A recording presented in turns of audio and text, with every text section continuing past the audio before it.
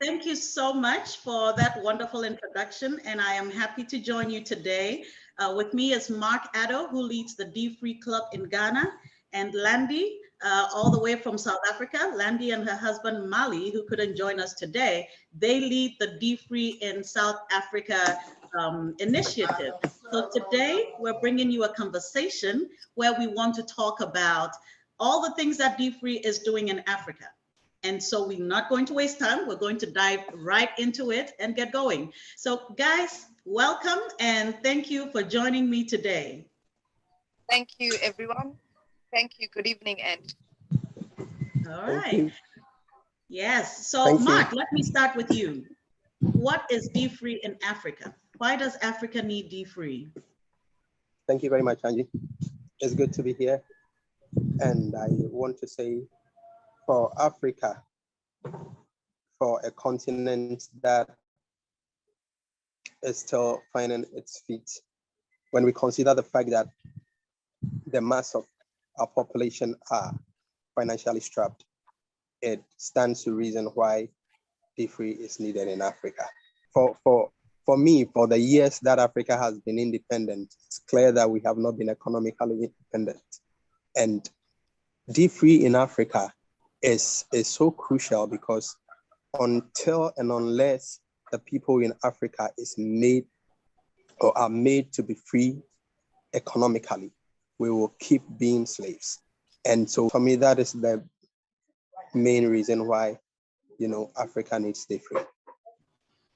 Sounds wonderful to me. I think you kind of wrapped it up what has always been in my head. But Landy, I've always said that while we are so similar, so identical, all African and one people, depending on where we live on the continent, our lives are completely different. Most importantly, the economic circumstances. And so I will ask you to shed your perspective on the same subject. Why does Africa need dfree? and thank you for the question and thank you for the opportunity. It's just great to see Africa on the map globally of dfree. It's really exciting. As you know, South Africa is a young democracy, and before 1994, when we gained democratic independence, advantage was inherited by a particular race group. And in trying to catch up after freedom of 1994, people found themselves getting into debt because we were trying to play the catch-up method. So we were trying to keep up with people whom we didn't realize at that stage had actually inherited advantage. And we believe, as the South African community of dfree, that being financially free is actually the advantage that we want the next generation to inherit from us. And how aptly you have put it. Mark, what you just said, and also Landy, just calls to mind that, when Dr. Soris first launched dfree, the first book he wrote was actually called Breaking Free from Financial Slavery. So how you both just described dfree and how it relates to even our independence from colonialism tells me that slavery went beyond just that we may be out of colonialism, but we still need to get out of economic slavery. And so that is why dfree is important to us. That's phenomenal. So at this point, I'd like to kind of delve more into what we're doing with dfree here in Africa. Maybe I'll start with you, Landy. Can you shed some light on what dfree is doing in South Africa? dfree has it's made great strides in South Africa. It is, I always say, we're chartering new territory in the finance sector, and we're giving some banks a headache, which I'm very proud to say. And how we are doing that is because we're actually educating consumers before they even become buyers of banking products.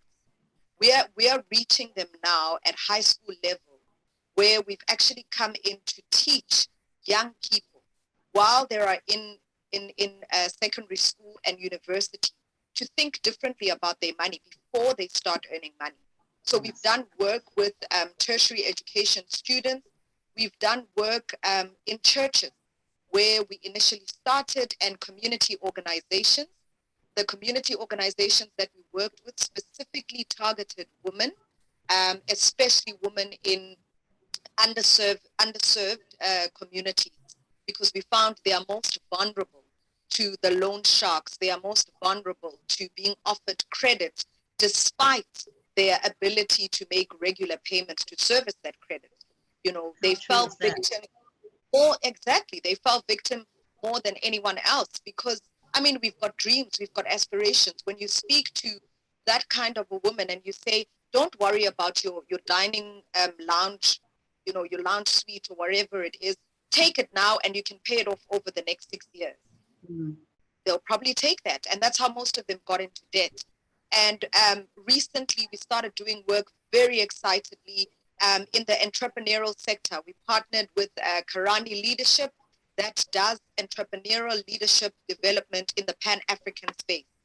And we've seen multiple entrepreneurs coming through our training and actually asking us for more and saying, wow, it's great that you guys are teaching us about money, but help us think differently about it. You know, we not only want to get out of debt, but we want to start thinking differently. We want to start being social entrepreneurs and not only like the next level. Exactly, take us to the next level. And we're very excited about that because we're now working with the partners that work with Karani Leadership, and we're saying, we can give you content. Let's create content together that will not only get entrepreneurs out of debt and move people from being subsistence business owners to being for-profit, but for-profit with a social conscience. You know, so that's that. We're moving into that space. And we're also proud to say that through the work of Pastor Debbie, who is our partner from the Baptist Convention of South Africa, we're doing training in that space. And they've recently registered a nonprofit organization that we'll be working very closely with. That's got a couple of community development initiatives in underserved communities as well. So dfree South Africa it's making very great strides. The last project that is more of a long-term, medium to long-term project for us is actually developing a dfree book for children and to be incorporated as part of the school curriculum that we're working on. So very exciting things happening in that front. You just threw a challenge to the entire dfree team, and most importantly, Dr. Soaries. We do have, you know, different supplements for dfree for young adults, dfree for seasoned citizens. You know, we do have the dfree Young Money program, but dfree for children is definitely something that should be in the works. I completely agree. Thank you for sharing that, Landy. So Mark, now to you. Tell us, what is dfree Club Ghana and how different is it from dfree program as we know it? What are you doing? Who are you engaging with, and how is that going? Thank you very much, Angie. So dfree Club Ghana, we are focused on sharing dfree materials to our group. We meet periodically, once in a week. We read dfree materials. We discuss dfree strategies and principles so that we can better engage money. There is a church angle where the young people get to also listen to dfree materials through the Young Money platform, so that they also are able to better understand how best to use money. So, you know, I would also like us to kind of delve a little bit into what dfree is doing in Africa. Now, one of the greatest things that dfree has also been able to do is, since 2016, organize annual tours every year, with the exception of the recent COVID year. But most importantly, every single one of these groups that go to Africa through the dfree initiative also leaves a mark, you know, especially in underserved communities where we do project, what you would call community development programs or projects. Landy, I know you have a phenomenal program starting in South Africa very soon. Do you care to tell us a little bit about that? Absolutely, and we're very excited. I mean, for us, our slogan or our hashtag is dfree living. And so we've got some very exciting people who are sports people. people that are sports has become quite, in fact, let's call it physical activity, because when you say sport, there's an expectation that we excel. And when we say to people, please come and run, there's a run that we've started where we call it Run for Financial Freedom. And we say run or walk or crawl. And basically, it's just to get people active in light of the pandemic. Get active, go out there, walk a couple of kilometers, and there's a log that we keep where at the end of the year, whoever's accumulates the most mileage on their feet, whether through walking, crawling, running, they are actually going to win a pair of new running shoes from dfree South Africa. So we're very excited about that. And hopefully in the near future, not even hopefully, it is in the pipeline for us to actually host in various provinces, call it regions of South Africa. We'd like to host a victory run. We call it Victory Run because we'll be celebrating people paying off their debt. We'll be celebrating people saving up for certain assets that they want to buy. So that's very exciting, where we're combining the importance of physical activity and combining it with the importance of financial health as well. And that's then phenomenal. We've also got our very excited about that. We've also got a young group of people that are based in Soweto, and they have started an after-school program. What has happened during the pandemic is that there are a lot of children who are wandering the streets of Soweto, and in their particular area, they've actually taken these children, and they've got they do homework with them. They go through some of them have actually dropped out of school because their parents can't afford to take them to school.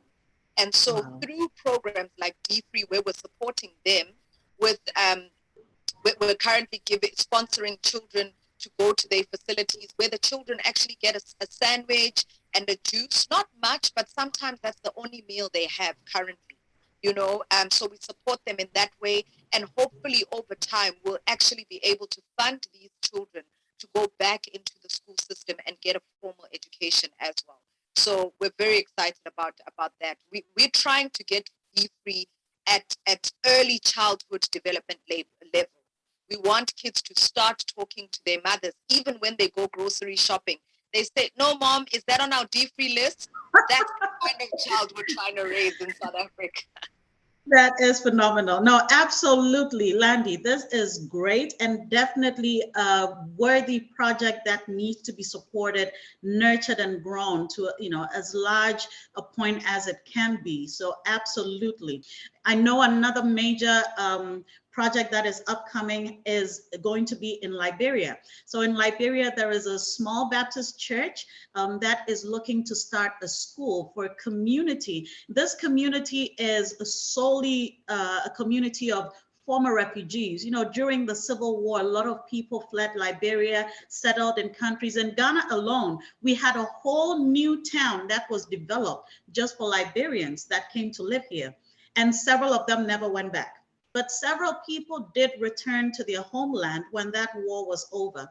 And believe it or not, even though it's been several decades, many of them live in abject poverty, and children in this community have zero access to education. Zero. And so this church that was planted a few years ago is trying to start an elementary school for the little ones to make sure that they get at least the basic education and then take it from there, one step at a time. So the next big dfree project is with South Africa, yes, and also definitely with Liberia. But another exciting thing happening in Ghana is the development of an app. One of our queen mothers, and the queen mother, as you know, is the right-hand person to the king. So yes, the right-hand person to the king in this country is always a woman whom we address as Queen Mother. The Queen Mother has a community development program that involves all other Queen Mothers within the kingdom. She currently has over 170 women involved in that program. Now, this group of Queen Mothers are bringing microfinance opportunities to other women in their communities. If 170 Queen mothers, bring this program to their different towns and villages. Multiply that by 50 women per town villages. We're counting thousands of women who are benefiting from this program. They've started small, they're growing it, and dfree is sponsoring the development of a simple app that's going to be carried on all mobile devices, and that is going to help these women track their progress with these microfinance loans. But most importantly, we're also developing a basic dfree curriculum for people at their level. People with little to no education, but who are all entrepreneurs in their own right and who still need dfree to help them grow their wealth and improve their standards of living. Those are some of the exciting things that dfree is bringing in the next few years. Guys, I am so glad that we had the opportunity to bring this conversation to our listeners. I'd like to find out if you have last words that you'd like to share. Mark, I will start with you. Thank you very much, Angie. I am happy to know that dfree in Africa is making progress and giant stride forward. Yeah. And I believe that there is so much room for us here to grow. And so that is what we intend to do. We'll grow. Absolutely. Thank you. That's wonderful. Thank you, Mark. Landy, share your last thoughts. Thank you so much, Ange, for being such a great leader for the African region. We're really blessed to have a visionary leader like yourself as part of our team. And thank you to Dr. Soris for this great vision of remembering the people of Africa. By bringing dfree to this continent, we will really move from strength to strength and glory to glory with dfree. We're excited. There's lots of scope for growth in South Africa, and we want dfree to be a pioneer on so many levels. We want to disrupt the finance industry at large and have banks rethink what they are offering us. We no longer want to be price takers or product takers. We want to participate in people's decision making when they even want a dollar from our wallets. So thank you so much. This has been great. Phenomenal. You have heard Mark, you have heard Landy. We are disrupting Africa with financial change. And what we're doing is using the dfree movement in all levels. And it is such a pleasure that we were able to bring you this today. And so I'm going to hand over back to the host for today's event. Reverend Sutton, Dr. Soris, please take it over. Thank you. One of the great tragedies of the modern age, which we call the information age, is that in so many ways, we are just as ignorant about Africa in America, including black people, as we were in the 1950s and the 1960s when we were watching Tarzan swing through the trees in African jungles. Thank God for opening my eyes personally, and thank God for connecting us with a team of young people led out of Ghana, but inclusive of South Africa, an emerging group in Liberia, and we've got seed sown in other parts of the continent. Thank God for connecting us with real people who, in the first instance, can teach us the truth about Africa, and more importantly, position us to serve the richest continent on the planet. I look forward to many of you traveling with us back to Ghana. The dfree Foundation sponsors 2 trips to Ghana in 2022. I look forward to your support for the Queen Mothers Project, where we're providing microloans to women around the eastern region of that country for entrepreneurship. And thank God for all of the prayers and all of the support that we receive for our work in Africa and throughout the African diaspora. This is very exciting, and no child that's connected to dfree will ever grow up ignorant about the beauty and the depth of African history, African heritage, and African hope.